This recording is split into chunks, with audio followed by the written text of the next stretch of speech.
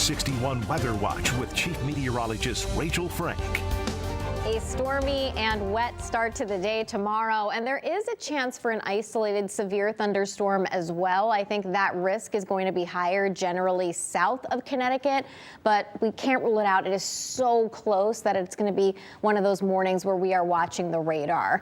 With any showers or storms that end up popping up tomorrow, what is the most likely threat will be for some isolated flash flooding. We could have some locally heavy rain and just too much too quickly for storm drains and rivers to kind of keep up with. I don't think it's widespread across the state, but there could be some pockets where it's a bit tough to get around right around the morning commute and especially towards daybreak. There is a lower risk for damaging winds, hail, or an isolated tornado. It's a low risk, but not impossible. So that's something that we'll be watching, as I mentioned before. Here's a look at the radar right now, and the most intense area of rain right now over central Pennsylvania as this storm continues to drop in pressure, and it'll move either over Connecticut or just south of Connecticut. South of Connecticut would help us out a little bit more, so we'll see how we do. Meanwhile, we do have some light showers and sprinkles that are starting to make their way into the state right on cue. These will fill in a bit more as we head towards and after midnight. And I think the worst weather, the potential for a severe thunderstorm and heaviest rain, will be between 4 a.m. and around 8 o'clock in the morning. So this might wake some of you up early on.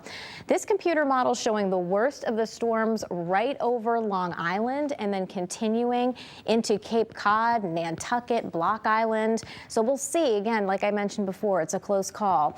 After 8 o'clock, the worst is over. We still see a few lingering scattered showers, but most of the afternoon looks dry other than an isolated pop-up shower or rumble of thunder. And that is possible right into around this time tomorrow night.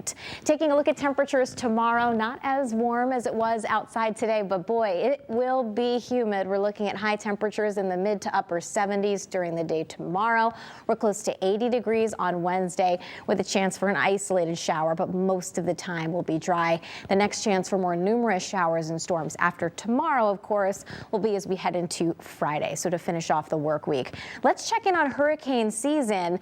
And I wanted to show you that there's not too much brewing right now. And this is the time of year where we're really starting to see things accelerate for hurricane season. The peak of hurricane season, September 10th. There are a couple of waves that we're watching off the west coast of Africa that have developed, but a low risk of developing into something more over the next week or so. I hope this lasts right through the rest of the season.